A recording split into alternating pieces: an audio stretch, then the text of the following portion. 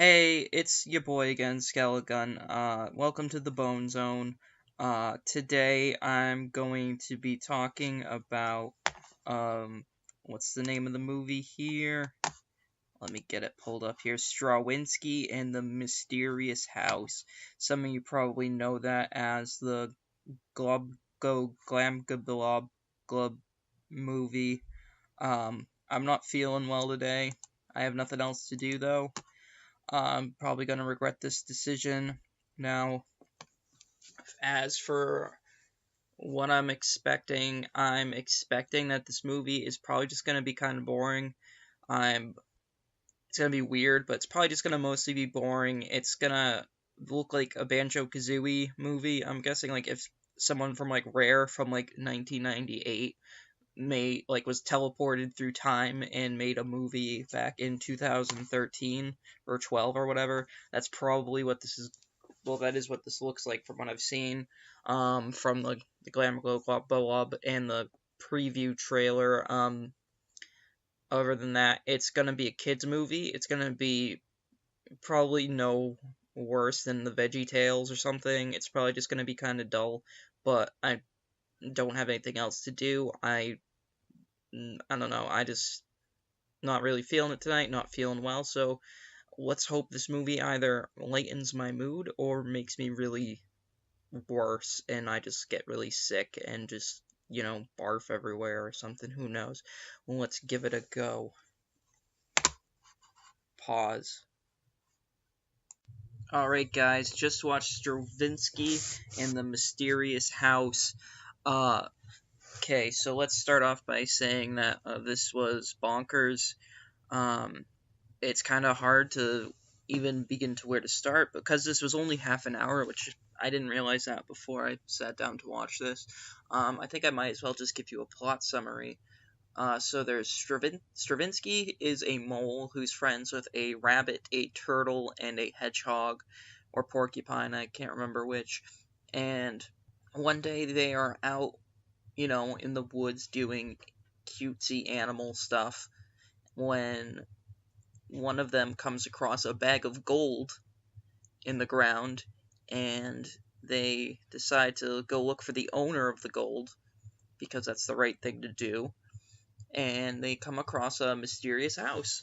And inside this mysterious house, they find a basement full of singing, dancing books that have eyes and float around. Like the books, like they jump and bounce around and they sing. And they go upstairs and they find a cello that is kind of like weird and creepy. And then they find a troll who's like upset because he was supposed to like multiply the gold and for the Red Queen, and he's like scared of the Red Queen, and Stravinsky doesn't understand why they're scared of the Red Queen because he insists that the Red Queen is nice. And so Stravinsky is like walking around the house by himself at this point, I think, and he realizes he can't find his friends, and the troll says like, oh, maybe like they're with the Glam Glob or whatever.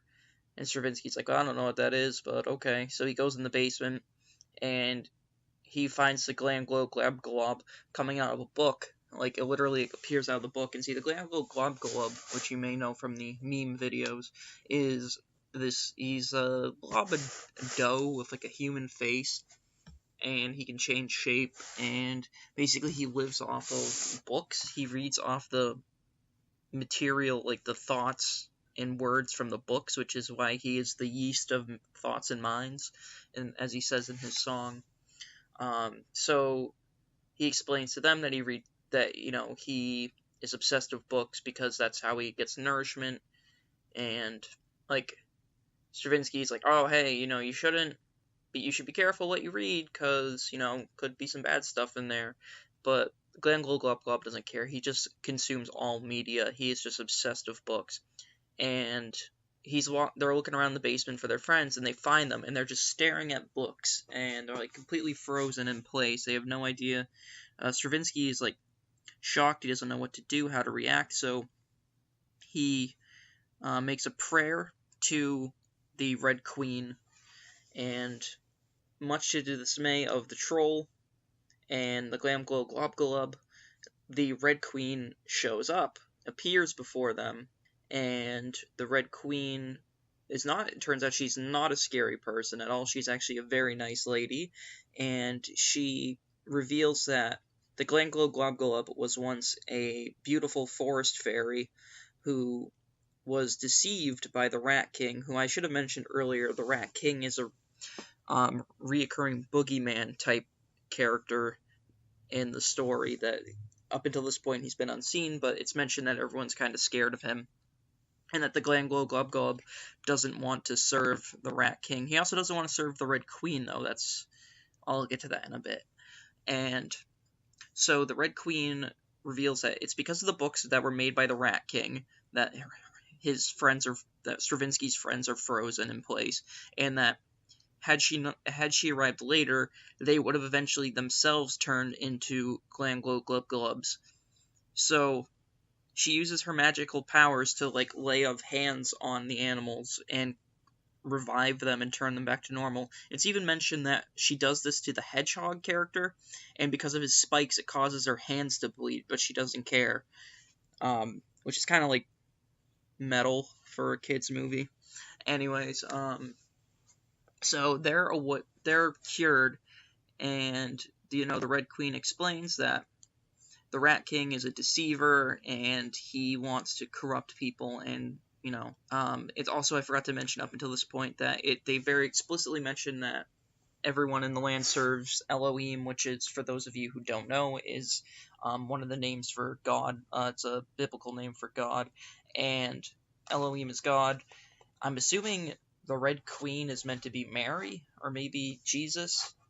It's kind of, she occupies a role, I guess, as a Jesus-like figure, but then there's the femininity of the Red Queen, so that could be like Mary, who knows. And then there's the Rat King, who appears at the very end of the movie and does a little song, and he is explicitly the devil. He is a deceiver. He's there to trick you and lead you into his web of lies. Now, this is really surprising because walking into this, I mentioned earlier the VeggieTales. Now, the VeggieTales were a bit after my time, I think. Well, it was kind of a thing when I was a kid, but I think it was more like later on. And even though my mom was very Christian, I never really had to watch them. But my limited exposure I have had to Christian children's media is that usually it's just they focus on Christianity in the aspect of be nice to your neighbors and that kind of thing. It's usually just oh, hey, remember in the Bible Jesus said share, or hey, Jesus said eat your carrots, that kind of stuff. They always kind of have this very milquetoast modernist expression, whereas this movie is Strawinsky is actually pretty interesting, because it has a more, no, there is in fact good and evil in the world, and the devil is trying to use media to distract you and lead you astray, which even if you're not religious, you can definitely, I see that being an applicable theme, where there is definitely deceptive media out there that pushes sort of bad morals and teaches, even not necessarily teaches, but it's just empty media that is there to distract you and make you lazy and self-absorbed and turn you into just kind of this doughy creature that is obsessed with mindless entertainment and doesn't care about anything else in life, which is a real problem we have nowadays, of just people who just have given up on having meaning in their life and just seek it out in video games or in comic books. Or actually, no, nobody reads comic books, who am I kidding? But mostly video games and bad blockbuster Hollywood movies. Not gonna name names. You know what movies I'm talking about. Anyways, don't even get me started on anime. And some of you probably know already that I am a father. I have a 2.5-year-old son going on 3. Anyways, we only really watch movies and stuff when I'm around. I don't put him in front of the TV and just let him sit there and mindlessly watch garbage you see on TV some parents do. But this is the kind of movie, make fun of the bad animation all you want. I wouldn't mind having him watch it. The worst thing it'll make him the worst lesson, I guess. There is no bad lesson in this movie. It's weird, but it's enjoyable, I guess, if you're a kid. If you like the bad animation, which kids do. I find my son loves this show called Masha and the Bear, which is this like really, it's got some really crummy CG, but it's just like this wholesome kids show about a bear, and it's like Russian. It's cute. If you know, it's a story about a bear raising a little girl. It's sort of a what's that, Goldilocks kind of story. But it's a nice story for the kids, and it's inoffensive, unlike a lot of kids stuff nowadays. Like we're watching this Trolls, like the Trolls reboot Christmas special, and one of the trolls farted in the like on the eyeball of one of the other trolls, and like glitter came out of his butt and went into like the eye of like the other troll, and his like eye turned like pink, and I was just like, what is this garbage? This is messed up. This is just, like, I don't know. And I feel like kids, like the target audience of this movie, and like kids this young shouldn't really be seeing garbage like that. I don't know. I grew up in the 90s, and we had a ton of garbage media in the 90s, which are like, it's good. Like, it functions better as adult media than it did as kids media, like Ren and Stimpy and Rocko's Modern Life, which are like are good cartoons to watch nowadays, but I wouldn't want my son watching them. You know what I mean? Because it's funny, like kids. It's funny. It's like maybe like a teenager or a tween would be like a good audience for that. I don't know.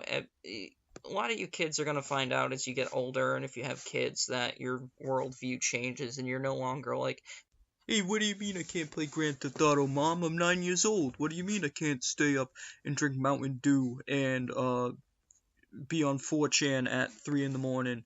I'm like 10. I can do whatever I want. I'm a fully mature adult. I think I'm going to get all my political views from South Park. But now that I'm off that tirade and I've fully made myself sound like a crypto boomer of some kind, I don't know. Back to the subject of Stravinsky and his mysterious magical playhouse, or whatever this movie was called. It's I watched it on Amazon Video for free, which is the first time I've ever used this service, which is kind of funny because like I get these like messages all the time, and I've had like Amazon Prime for like probably like 2 or 3, probably like 3 years now, 3.5 years, and I always get these messages that are like, hey, you should watch, you should use your Amazon Prime. You should watch The Man in the High Castle, which is like one of my favorite books. But for some reason, I can't bring myself to watch this show. I feel like it's probably gonna be not as good as the book, and that's gonna like make me not want to watch it. And there is an unspoken rule about like, well, actually, I don't even know if it's unspoken. It's pretty obvious that like most Philip K. Dick adaptations are garbage. So I just haven't watched The Man in the High Castle, which is a shame because I've actually heard some people like it, but c'est la vie. So I think I've about squeezed all I can out of Stravinsky and his magical mirror, whatever the movie was called.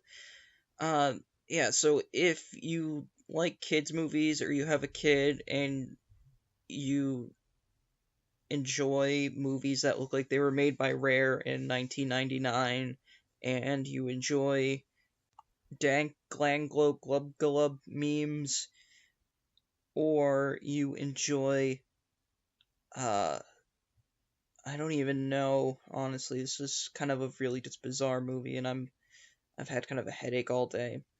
But yeah, so that's about all I'm gonna say about this movie. I give it 3 bones.